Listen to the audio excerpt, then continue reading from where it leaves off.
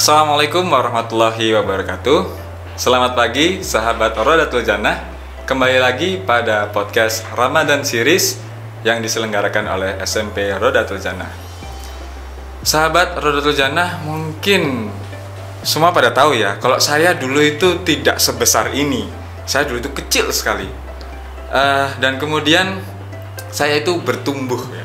Tumbuh dewasa hingga sebesar ini ya, harapannya dewasa ya, amin. Nah, pertumbuhan itu yang diajarkan oleh guru IPA kita ya. Pertumbuhan itu merupakan bagian dari ciri-ciri makhluk hidup ya, itu secara sains. Tetapi secara qadarullah, secara takdir Allah, secara spiritualnya, bertumbuh itu merupakan fitrah kita sebagai manusia. Nah, dan ini akan kita bahas hari ini di podcast kali ini bersama dengan tamu undangan kita, yaitu siapa?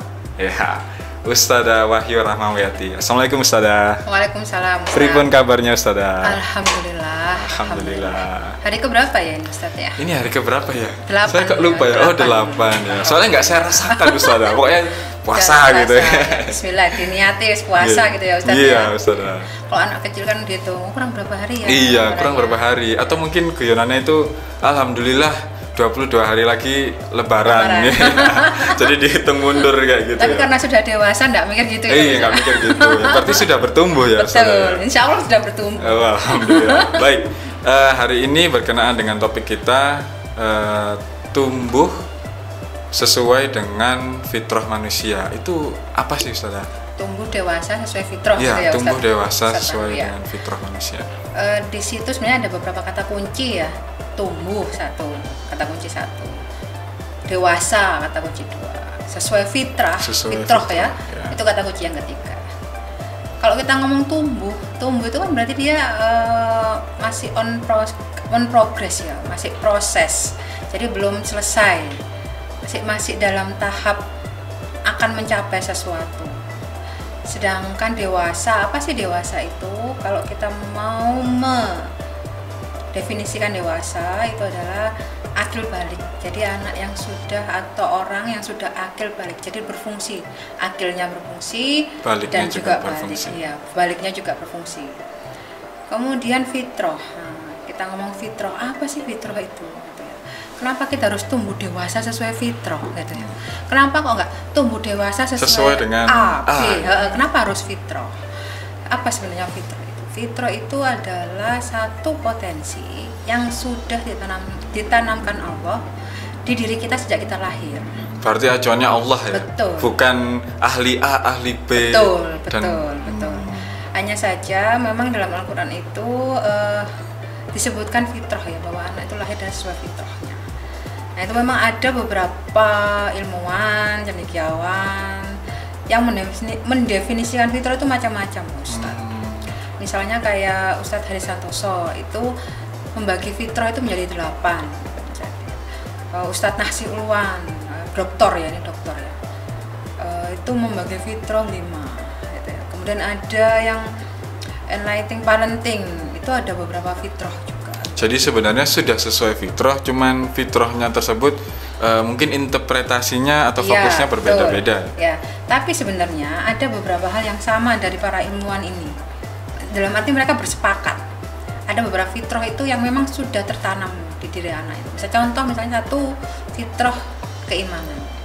Itu ketiganya ini wis kompak, sepakat. Yang dibahas sama ya. Bahwa anak itu lahir sebenarnya dia sudah punya fitrah keimanan. Fitrah untuk menuhankan Allah itu sudah ada.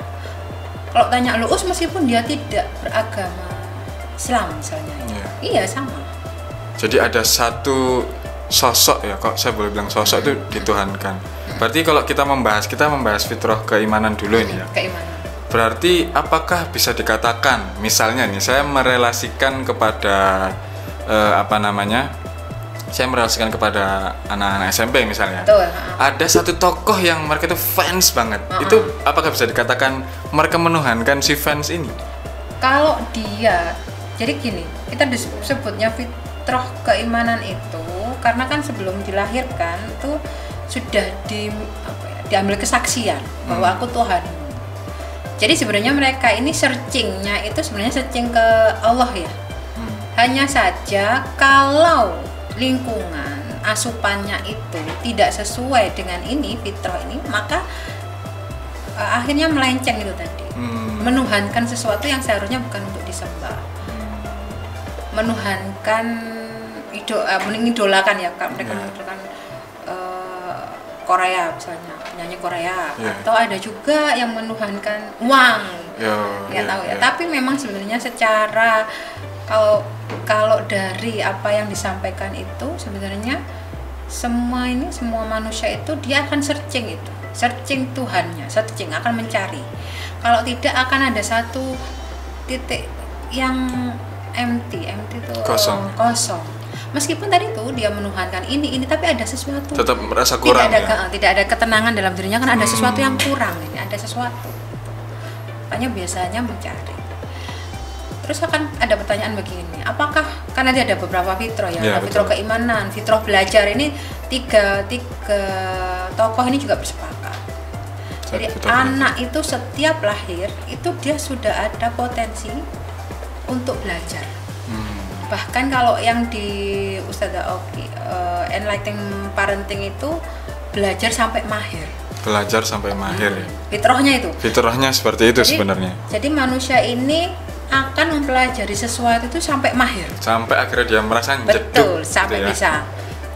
Tapi mungkin akan bertanya gini loh, tapi kenapa kok anak-anak itu males ya belajar? Anak SMP kok enggak? Katanya fitrahnya padahal belajar. Sudah difitrahkan untuk belajar ya, sampai mahir. Why? Kenapa? Ya memang ada beberapa hal yang itu bisa merusak fitrah kita. Contoh kayak tadi ya, fitrah keimanan ya. Betul. Ketika fitrah keimanan ini tidak ditumbuhkan secara benar, maka juga akan melenceng. Fitrah belajar juga sama, bahkan bisa mati. Fitrah itu bisa mati dalam arti dia nggak tumbuh berkembang. Kalau tadi kan bilangnya tumbuh berkembang. Ini nggak bertumbuh, nggak minat belajar, malas belajar dan sebagainya. Wah, kenapa? Ya perlu kita telusuri banyak hal. Contoh misalnya nggak mengasihkan misalnya, atau tidak sesuai dengan yang dia ingin. Tidak sesuai minatnya. Passionnya bisa jadi ya. Atau dia tidak tahu apa sih fungsinya pembelajaran. Fungsi aku belajar itu. Mungkin kalau anak usia preschool, SD gitu, dia mungkin fasenya beda ya. Jadi dia dikasih, ya dia senang. Iya, dia senang. Selama itu menyenangkan buat dia. Menyenangkan buat dia senang. Biasanya dikasih dia senang. Nah, bagaimana dengan yang fase berikutnya ini? Fase berikutnya misalnya kayak SMP, dikasih belum tentu senang dia. Iya, karena anak SMP itu dia sudah mulai bertumbuh sempurna ya, saraf-saraf otaknya itu semua sempurna gitu ya. Secara fisik juga sudah mulai ya. Jadi dia sudah punya pemikiran. Nah, ini kalau disuapin terus dia tidak akan mau. Jadi dia lambat laun sudah bisa memilah sendiri ya, dan lebih cenderung ke sesuatu yang dia senangi. Betul. Seperti itu. Betul. Nah, itu kita. Nah, bagaimana biar dia punya biar fitrah belajarnya ini bisa tumbuh dengan baik kan gitu. Bagaimana caranya? Ya kita harus tahu apa sih dia minatnya apa dan bagaimana suasananya yang dia inginkan bagaimana. Jadi anak SMP, misalnya SMP itu dia akan seneng kalau belajar itu penuh tantangan. Challenge ya, diprojekkan kayak gitu ya. Ya memang kita latihnya harusnya seperti itu. Sesuai fitrahnya dia. Sesuai fitrahnya dia. Kalau misalnya kita kasih terus itu, ya itu nggak sesuai fitrahnya dia. Karena fitrahnya dia untuk belajar itu dia butuh tantangan untuk anak usia segitu. Berarti kalau saya boleh belajar ya, fitrah belajar. Mengaitkan ya Ustazah ya. Berarti tidak ada anak itu yang sebenarnya tidak memperhatikan. Iya, betul. Karena dia bukan passionku aja gitu ya. Dan berarti mungkin anak itu sejatinya kan bukan ada yang memilih-milih gurunya sesuai passionnya terutama. Bisa jadi saya katakan dari definisi fitrah belajar tadi, bisa jadi dia itu belum memahami kenapa dia memerlukan pembelajaran tersebut. Maksudnya kan yang beragam kan. Memang dari sistem pendidikan negara kita terutamanya kan anak-anak itu wajib menguasai beberapa mata pelajaran yang mendasar terutama kan. Jadi memang kalau memang sesuai fitrahnya mereka akan belajar sampai mahir. Berarti yang PR kita atau saya mungkin ya jadi orang tua nanti ya, itu harus benar-benar membuat dia ini menginginkan pembelajaran tersebut. Betul. Jadi istilahnya gini, Allah itu ciptakan manusia itu perfect ya, sempurna. Yeah. Makhluk yang sempurna dengan dibekali fitrah tadi itu. Berarti kalau saya itu menganalogikan udah terinstall potensi baiknya tuh terinstall. Sepaket. Kalau komputer itu paling canggih deh. Yeah, paling canggih. Kalau Pak Ustadz Pandu itu lihat komputer atau motherboard ya misalnya ya. Itu mungkin stagnan ya wis itu kapasitasnya segitu. Iya, kapasitasnya segitu. Tapi mungkin sekarang ada yang penemuan baru ya, artificial intelligence. Nah, kita ini manusia itu hebatnya Allah itu menciptakan dia bisa berkembang ketika stimulusnya tepat. Ya. Jadi hebatnya tuh fitrah ini sudah terinstall, ketika stimulus tepat itu dia berkembang. Mungkin kalau saya meriletkan ke pekerjaan ya, mungkin sahabat Rohul Jannah di sini lebih relate ke pekerjaan ya. Kalau gajinya tepat, kalau misalnya suasana kerjanya tepat, punya banyak waktu, misalnya selama pekerjaan itu punya banyak waktu, pasti dia akan melakukan pengembangan diri seperti itu ya. Apalagi kalau teman satu timnya di tempat kerjanya sahabat Rohul Jannah, mungkin teman satu timnya itu juga sangat mendukung, maka apapun yang dikerjakan di pekerjaan itu mungkin proyeknya itu akan selesai dengan capaian yang cukup yang sangat memuaskan mungkin. Ya.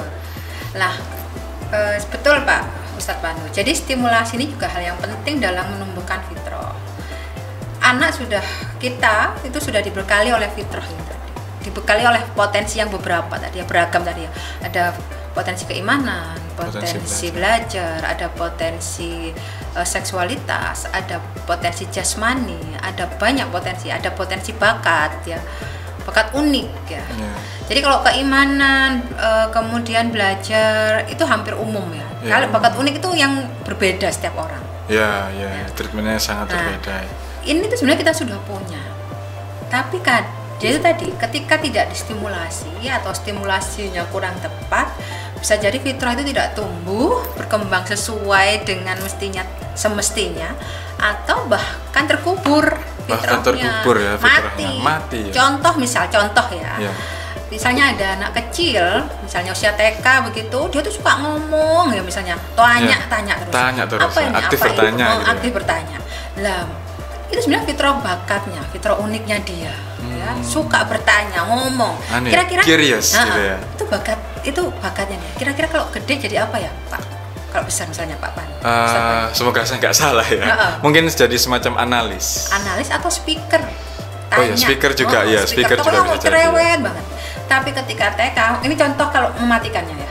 Ketika TK, orang dewasa di sekitarnya, orang tuanya atau gurunya atau siapapun yang ada di sekitarnya dia kan bilang seperti, kamu tanya terus, ojo takut aja takon gitu ya. Cerewet nemen sih. Nah, itu langsung justru hal itu yang bisa menggembosi potensi si anak tadi. Akhirnya ketika besar orang tuanya bingung, ini kok nggak punya potensi. Ya. Padahal sebenarnya punya tapi dimatikan sudah jauh dulu tuh ya. Contoh misalnya kalau yang fitrah jasmani, fitrahnya itu bergerak, orang itu sehat, itu udah fitrah. Jasmaninya dia tuh aktif gitu ya. Tapi gimana kok bisa males gerak ya kan, ada istilah mager ya, males gerak. Jadi generasi rebahan. Generasi rebahan. Apa hobimu rebahan? Rebahan. Ya karena itu tadi stimulasinya nggak tepat. Stimulasinya kayak digital terlalu lama, hijack otaknya, itu membajak otaknya, ya. Akhirnya sudah fokusnya ke sini, tidak ada yang gerak tadi. Berarti akhirnya kesalahan stimulasi itu bisa merepotkan perkembangan fitrah berikutnya. Betul. Jadi, makanya tadi ada tumbuh dewasa sesuai tumbuh dewasa. fitrah. Misalnya seperti ini, kalau saya tangkap ini tadi ya, Ya, Ustaz. misalnya Ya, dia sudah terbiasa terstimulasi dengan rebahan ya, akhirnya katakanlah posisinya sebagai seorang guru seperti saya mau membuat sebuah pembelajaran yang menyenangkan, aktif Yang pergerakan, aktif, tapi ternyata anaknya loyo, diam rebahan. saja, rebahan, terus malah mungkin melontarkan komentar, ini pelajaran apa sih, pakai berdiri segala nggak usah Pak, seperti itu. Males ya, aku Berarti mager. itu buah. Maksudnya kita tidak menyalahkan siapapun ya, berarti itu buah dari kesalahan stimulasi ini tadi ya. Betul. Harus di treatment, kalau kita Harus bilang di treatment, treatment. Misalnya mengurangi intensitas untuk nonton secara rebahan tadi. Iya, nontonnya mungkin sambil berdiri ya. Sambil berdiri sambil jalan ya. Iya. Atau memang dia berikan aktivitas yang lain. Dan kalau kita ngomong tentang anak SMP ya Ustadz, kan ini tadi kan tumbuh dewasa ya, sesuai fitrah ya. Jadi anak SMP ini anak usia saya bilang 10 sampai 14 tahun lah. 10 sampai 14 tahun itu adalah masa krusial. Masa titik balik ya. Yang dia harus benar disiapkan untuk dia masuk ke masa dewasa. Kalau disebut kita itu biasanya masa latih 2. Masa latih satunya itu usia 7 sampai 10 tahun. 7 sampai 10 usia. Masa latih 2-nya ya ini 10 sampai atau 11 lah, 11 sampai 14 tahun. Ini sudah full package, stimulasinya harus tepat. Kalau stimulasinya tepat, maka dia akan masuk ke dewasa. Kalau sudah dewasa itu ya sudah, dia istilahnya kalau dilepas itu ya sudah. Dia akan berjalan sendiri. Autonomous ya. Nah, sholat nggak pakai disuruh. Belajar nggak pakai disuruh. Iya, biasanya ada yang sudah tugas numpuk-numpuk nggak akan terjadi. sampai gerang gitu ya, itu masih disuruh ya. Berarti itu ada yang nggak beres dari latih 1 dan latih 2 iya, seperti itu ya. Nah, makanya kalau misalnya sekarang masih tahap latih 2, dicek lagi fitrahnya apa sih untuk latih 2 itu. Fitrah keimanannya dia bagaimana? Fitrah belajarnya dia bagaimana? Fitrah seksualitasnya bagaimana? Terus kok tadi ngomong seksualitas, ya penting. Yeah. Dia harus sudah tahu jati dirinya. Dia harus dekat dengan ibunya. Kalau laki-laki, kalau perempuan dia harus dekat dengan ayahnya. Itu di masa latih 2 SMP. Kenapa? Berarti tukeran ya usia. Tukeran. Masa latih 1 sama gender. Iya, sama gender. Masa latih 2 tuker. Cross ya, seperti itu. Karena dia saat itu kan masa perkembangan sudah mulai ya. Ini perkembangan sekunder mulai ya. Kalau yang laki-laki sudah baliknya sudah mulai ya. Tumbuh dewasanya physically, secara biologisnya sudah kan akil balik. Kalau balik itu secara physically, biologis itu sudah mulai tumbuh. Jadi kalau laki-laki ya sudah dipersiapkan jadi laki-laki dewasa, untuk perempuan jadi perempuan yang dewasa secara biologisnya. Tapi harusnya ini akilnya dulu yang tumbuh, akalnya dulu nih yang tumbuh sebelum balik ini. Nah, kalau yang balik nanti didekatkan ke berlawanan gender, karena dia harus belajar dari gender yang berbeda ini untuk persiapan dia menjadi seorang, kalau laki-laki harus dengan ibu menjadi seorang laki-laki. Oh, apa sih yang perempuan mungkin pengasih, penyayang gitu ya, dengan lawan jenisnya gitu ya. Karena dia sudah mulai ketertarikan pada lawan jenis. Jadi dia harus bisa ke lawan jenis itu bisa melakukannya dengan sesuai. Berarti sebenarnya anak-anak itu sudah punya fitrah seksualitas, yaitu ketertarikan terhadap lawan jenis ya. Fitrah. Dan memang fitrah ini tuh cara menanganinya mereka harus dimentori sama orang tuanya sendiri. Betul. Jadi dari yang putra itu diberi wawasan mengenai wanita itu seperti apa oleh ibunya. Dan sebaliknya juga terjadi pada sang putri itu juga harus diberi wawasan oleh ayahnya ya. Betul. Jadi memang untuk fitrah seksualitas itu untuk anak masa latih 2 ini, anak SMP itu orang tua akan menumbuhkan atau menumbuhkan fitrahnya untuk jadi, kalau yang perempuan jadi ibu, kalau yang laki-laki jadi ayah. Nah, kenapa kok gendernya di cross gitu ya? Biar yang laki-laki ini memahami bagaimana sih pemikiran-pemikiran perempuan, bagaimana dia bisa berempati, bagaimana dia berbicara dengan perempuan. Itu kan fungsi suami dan ayah banget gitu ya. Yang putri juga gitu, ketika dia dikroskan ke ayah, biar dia tahu, oh ayah yang sosok yang melindungi, bagaimana berbicara dengan seorang laki-laki. Karena berbeda kan ya, ininya berbeda. Perspektifnya mungkin Betul. berbeda ya. Nanti di situ dia akan punya informasi yang pas untuk dia atau bekal dia ketika dia masuk masa dewasa, udah siap menjadi istri dan siap untuk menjadi ibu. Jadi sebenarnya meskipun anak-anak itu akhirnya ketika mereka coba-coba itu tahu sendiri akhirnya, misalnya oh perempuannya ternyata kalau aku puji begini responnya, ternyata kalau aku panggil dengan sebutan spesial responnya begini. Itu pada akhirnya mereka memang benar ya, mereka memang akan menemukan sendiri fakta tersebut. Tapi kan sebagai umat muslim ya kan, yang kita hindarkan ini kan bermaksiatnya gitu ya Us ya. Makanya mengapa penting sekali kita meluruskan pertumbuhan fitrah seksualnya mereka ini tadi ya Us ya. Betul. Jadi yaitu orang tua sebagai mentornya. mereka. Jadi memang stimulasi yang tepat itu jadi satu titik kunci. Ya, kemudian lingkungan, bagaimana anak ini bertumbuh itu juga jadi satu titik kunci. Satu titik kunci Untuk Us, ya. tumbuh fitrahnya ini sesuai dengan tumbuh kembangnya ini sesuai dengan fitrahnya. Seperti itu ya. Betul. Tadi Ustazah juga bilang kalau misalnya untuk single parents ya Us ya, itu harus mencari sosok lain. Itu alternatifnya seperti apa Us? Single parent misalnya begini, ayahnya sudah tidak ada, padahal dia anak perempuan, ya kan, misalnya cross ya. Ya, cross. Ya dia bisa pada kakaknya atau pakdenya, walinya dia ya, Walinya, Pak D, kalau punya Pak D atau pamannya seperti itu. Sosok, jadi dia tahu dari orang-orang terdekatnya dia, bukan kemudian lantas nyari sendiri. Kenapa penting, atau sosok kakeknya, kenapa penting ya? Karena kalau dia keliru, yaitu tadi dapat stimulasinya keliru, Betul. khawatirnya nggak tumbuh sesuai fitrahnya, tidak ilmu yang dapat itu bukan untuk menjadi sosok ibu atau menjadi sosok istri itu yang baik yang bagaimana, tapi malah dapatnya sosok-sosok yang nggak tepat. Tidak tepat seperti Iya. itu ya. Berarti urusan tumbuh kembang anak ini tidak hanya dipegang oleh orang tuanya saja ya. Betul. Ustazah, ya? Betul. Bahkan luas sekali ya. Misalnya salah satu perannya misalnya menghilang gitu ya. Berarti harus ada yang segera menutup lagi ya seperti itu. Ya? Betul. Contohnya Rasulullah aja. Rasulullah itu lahir dalam keadaan yatim, kemudian ibunya meninggal ya. Setelah berapa tahun, 6 tahun beliau ibunya meninggal. Maka sosok siapa yang menjadi figur Rasulullah ini? Diasuh oleh kakeknya. Kakeknya meninggal, diasuh oleh pamannya. Jadi Rasulullah tidak pernah kehilangan figur. Ini yang perlu di anak-anak kita, di generasi kita. Nggak masalah misalnya single parent, tapi anak-anak jangan sampai kehilangan figur. Jangan sampai kehilangan figur ya saya. Apalagi untuk anak-anak SMP ini rawan, karena dia akhir masa latih mau masuk dewasa. Baik, jadi ya cukup seru ya Ustazah ya. Pembahasannya ini karena penting ya.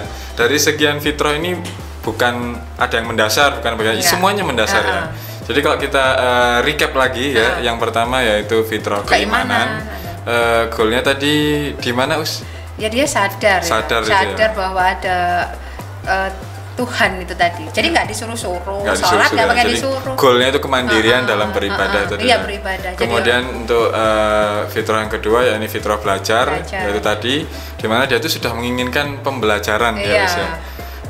Terus habis itu pembelajaran itu apa namanya, kalau dia sudah menginginkan pembelajaran, insya Allah stimulusnya itu tidak terlalu berat ya, baik buat anak-anak maupun untuk guru yang akan mengajari dia. Dia suka belajar ya. Jadi dia suka belajar ya, seperti itu ya. Ya sama seperti fitrah yang pertama tadi, mandiri dalam belajarnya.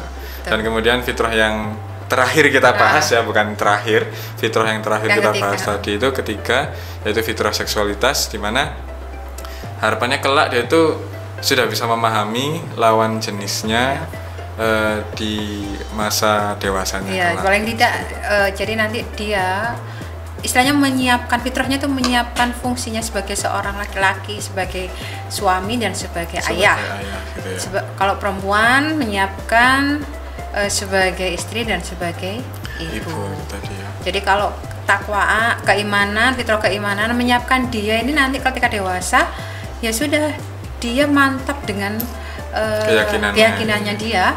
Jadi dia itu melakukan hal-hal yang sifatnya ibadah dan ritual karena cinta, karena dia memang merasa membutuhkan itu. Kalau belajar, kalau dia masih males dan sebagainya, mungkin memang banyak hal yang harus dicek lagi. Sampai orang tuanya yang turun tangan, "Leh, sekolahmu gimana?" Wah, orang tuanya ke berarti sekolah, belum "Leh, tumbuh." Ustaz ada ngapunten ini anak saya nilainya belum gini-gini." tumbuh berarti Belum fitrah tumbuh ya, belajarnya. berarti ya. Nah, itu harus kita lihat lagi, kenapa kok fitrah belajarnya kok belum tumbuh atau kok belum optimal ini, ada apa? Ya nanti kita pelajari lebih lanjut lagi. Di titik apa seperti itu. Seperti itu ya. Tapi memang pada usia SMP mestinya dia sudah tidak ada disuruh Ya, atau seperti itu ya. iya numpuk-numpuk tugas. Harusnya sudah jalan sendiri, Iya. harusnya. Dan ini harusnya bukan dari sisi orang tua ya, ini Iya. harusnya Anak-anak dari sesuai sendiri. fitrah dari apa yang sudah ditakdirkan oleh Allah SWT. Baik, terima kasih Ustadzah.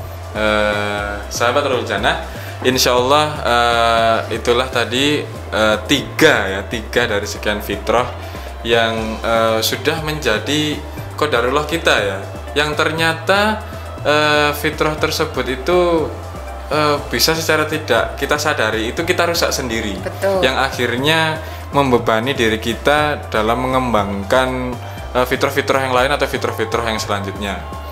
Baik, untuk podcast series kali ini semoga bermanfaat dan sampai berjumpa kembali di podcast Ramadan series yang berikutnya. Akhirul kalam, ihdinas syiratal mustaqim. Wassalamualaikum warahmatullahi wabarakatuh. Waalaikumsalam warahmatullahi wabarakatuh.